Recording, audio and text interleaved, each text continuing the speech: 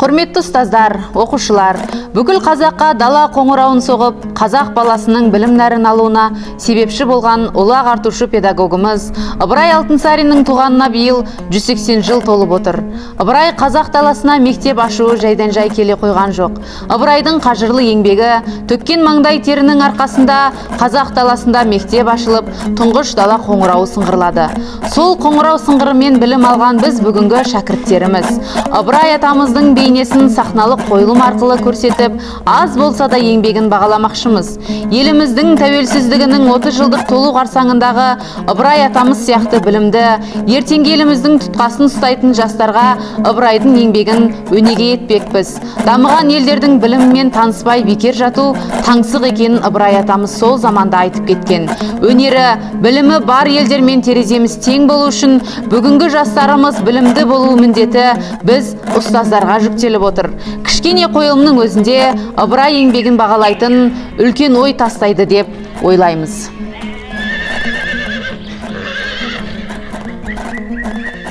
Ассалаумағалейкум, Степан Степанович. Уағалейкум ассалам, Ыбырай. Иә, келген жөнің не? Қазақтардың менен күтіп жүрген үміті зор. Әсіресе жақсы адамдары балалары мектепке беруге ынталы. Қазақ халқы қарапайым, жастар оқып білім алуға тиіс. Ауыл балаларын жинап мектеп ашпақ ниетім бар. Соған сіздің қолыңыздың қажет болып тұрғаны. Қазақтарға оқудың не керегі бар? Одан да үйіміздің қызыл төбелерін боятып, ақ қабырғаларын ақтаған дұрыс емес пе? Мен бұныңызбен келіспеймін. Қазақ халқы дарынды, талантты халық. Жастар білім алуға тиіс, сауатты болып хаттануға тиіс. Жоқ, қазақтарға оқып мектеп ашқаннан гөрі, одан да жайланып алып малын бақсын. Мен мектеп ашуға рұқсатымды бермеймін. Мен қайтсем де мектеп ашуым керек.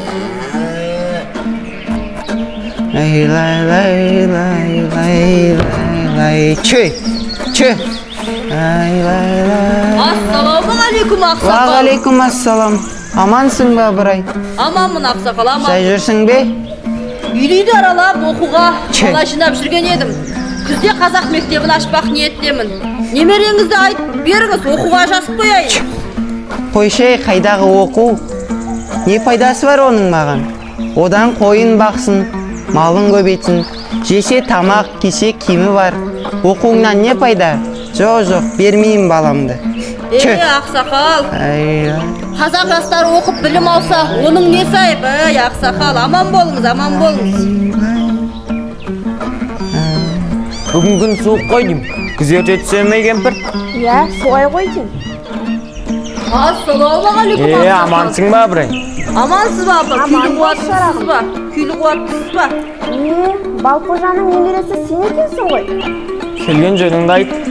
Ақсақал, үйді аралап, оқуға бала жинап жүрген жайым бар. Немерелеріңізді беріңіздер. Жазып қояйын. Күзде ашылатын мектепке келіп сауат ашсын, білім алсын. Жастарға өте сауат істі бастапсың. Бұлақ көрсең көзін аш деген қазағым. Жақсы. Менің екі немеремді де жаз. Смағұл мен Жиенбайды да. Күн ұзақ асық ойнағанша оқысын, сауаты ашылсын. Жаздым, ата, жаздым. Берер едім баламды. Көктемде Сұраншыбайдан 2 қоз алып, балам бір жыл қозыңды бағады деп келісіп қойғанмын. Қап, мына құлкедейлік жетер-жетпестік ай. Келесі жылғы мектебіне жазып қой шырағым, міндетті түрде беремін. Жазам, апа, жаздым. Міндетті түрде жазып қоямын. Жақсы ендеше, әлі үйді аралайтын үй көп. Ал батамды берейін. Аман бол айналайын. Ал, Ыбырай, бүкіл қазақ баласының ұстазы бол. Бастаған ісіңе Алла сәтін салсын, әумин. Айтқаныңыз келсін.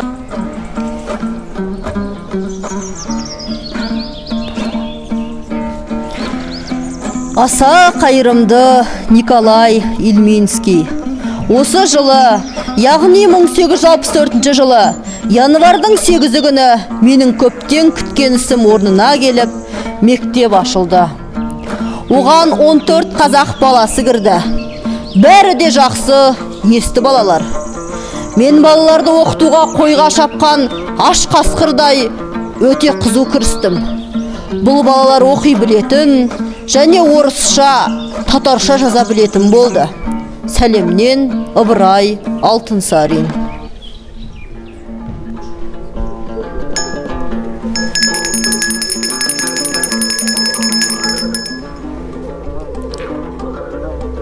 бір Аллаға сыйынып, кел балалар оқылық. Оқығанда көңілге ықылас пен тоқылық. Оқысаңыз балалар, шамнан шырақ жағылар, тілегенің алдыңнан іздемей ақ табылар. Сиса көйлек үстіңде тұқуменен табылған, сауысқанның тамағы шоқуменен табылған, өнер, білім бәрі де оқуменен табылған.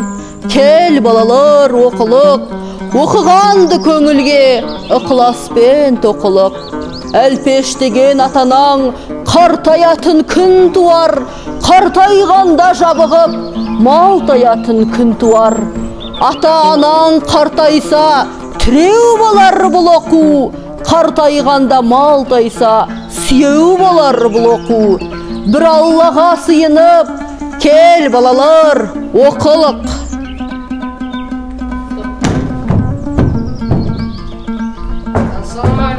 Орынбордан сәлемдеме бар. Уағалейкум ассалам.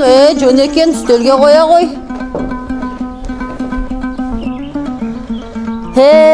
Бисмиллах.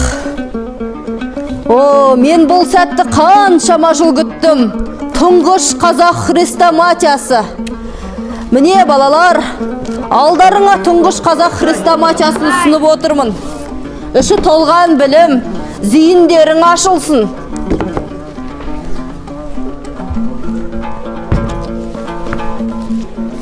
Қане, ішін ашып оқиық. Орынбордан келген сәлемдеме.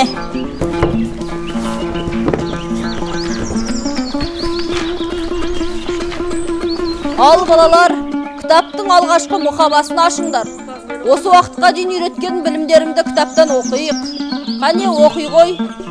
Өзен, таулардан өзен ағар сарқыраған, айнадай сәуле беріп жарқыраған.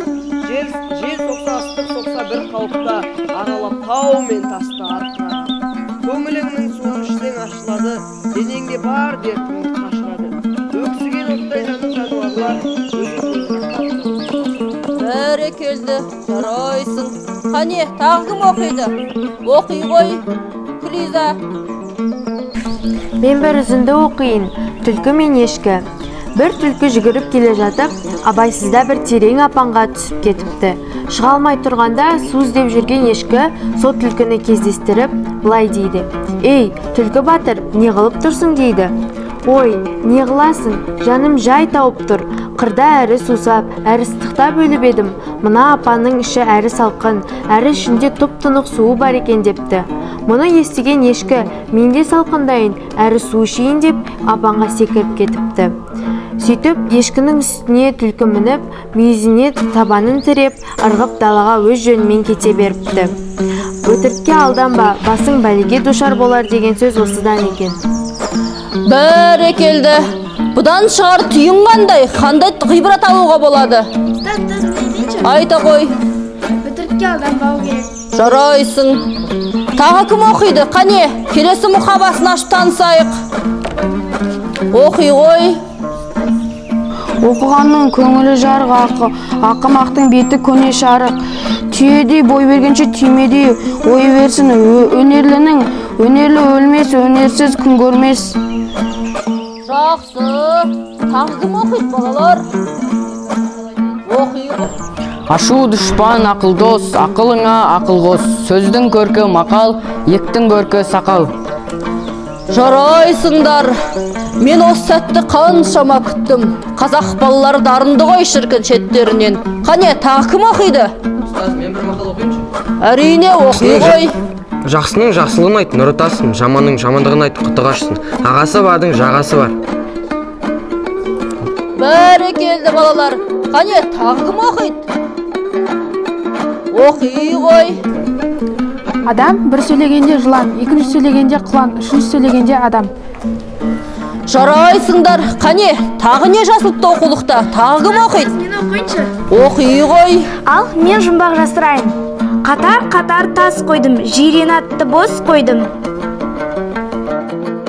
Бәрекелді. Ендеше жұмбақтың шешімін кім табады? Өзен. Жоқ. Жоқ. Қане? Дұрыс, бәрекелді, дұрыс таптыңдар.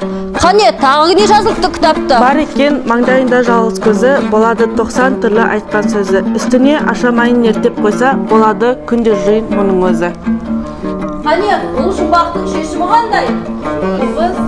Жоқ. Жоқ.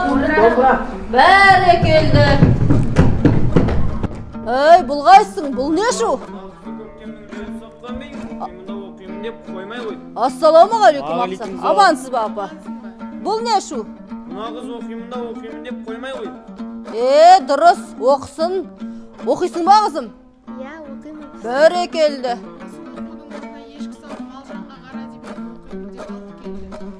Немерелеріңіз хаттанып, сауат ашып, білім алса, оның не сайып? Ой, бәйбіше.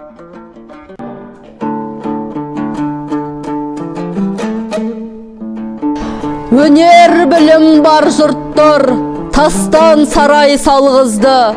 Айшылық алыс жерлерден көзіңді ашып жұмғанша жылдам хабар алғызды.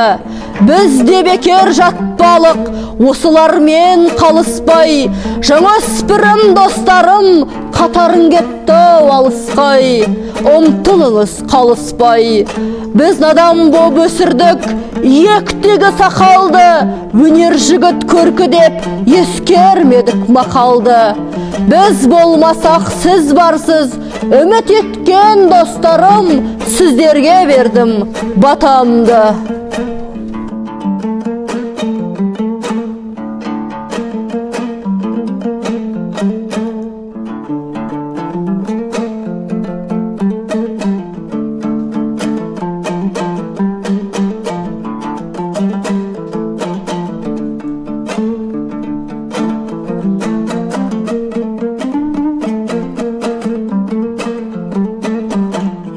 Оян қазақ, ойлан қазақ, бол қазақ, шын бақытқа жеткізетін жолдазақ. Алашығын азба мына дүниеден, болашағын емес педі зор ғажап. Оян қазақ, ойлан қазақ, бол қазақ, сілкінші бір қанатынды қомдабап, ауырынды арқалады алға бас, бауырынмен не көрінді жорғалап. Мен қазақпын, сен қазақсың ол қазақ, ер мінезбен өр рухына болмажат, ортасына жалғыз орыс кіргенде, орыс тілде шүлдірлейді оны қазақ. Біз басқалардан кем болмау үшін біз білімді болуымыз керек. Білімді болу үшін оқу керек. Басқалардың алдында жаман болмау үшін біз білімді, байқам, күшті болуымыз керек.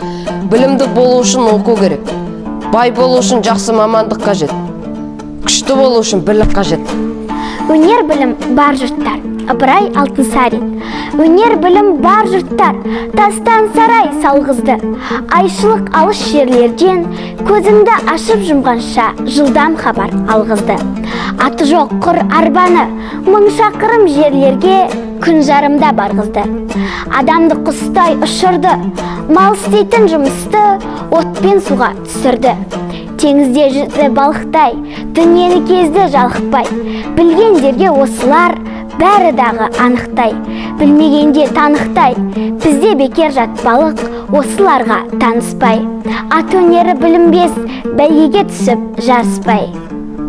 Ананың сүйуі, Ыбырай Алтынсарин. Кім сендерді балалар сүйетұғын, қуанышыңа қуанып қайғыңа күйетұғын. Түн ұйқысын төрт бөліп кірпік қақпай, шешең байғұс демалсыз жүретұғын. Кім сендерді балалар тербететін, еркелетіп ойнатып сергететін. Жалқау болсаң балалар, жаман болсаң, қамқор анаң көз жасын көлдететін.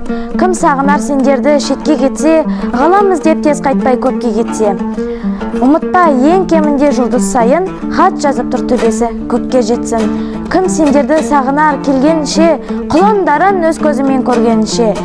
Сендер қайтып келгенде адам болып, еш арманы болмас еді өлелгенше. Ыбырай Алтынсарин, қайырымды түлкі, бір мерген бошқа құс атып, қойдыма өлтіріп ақ жалғыз жанды. Басында бір ағаштың үш баласы шырылдап ұясында жетім қатты. Ана жоқ таситұғын тамақ жеңді, күн көреді бишаралар қалай енді. Шуылдаған балапанның дауысын естіп, сөз сөйлей аянышты түлкі келді. Алдында сорлы мүсәпір балалар-ай, жасында өлген екен аналар-ай. Ай құстар-ай, тыңдаңыздар құлақ салып, кезекпен жем тасыңыздар ұшып барып. Асырау болушы немес қиын, етіңіздер азғын қайырым бөліп жарып. Елбасымыз тарих толқынында кітабында Қазақстандағы халық ағарту ісінің тұңғыш абызы деп атады. Ыбырай расында да қазақстандық білім берудің іргетасын қалады. Ыбырай салған сара жол тәуелсіз Қазақстанмен бірге қанатын кеңге жайып жалғасын табуда. Ыбырай соққан қоңырау ұлы далада мәңгілікке соғады.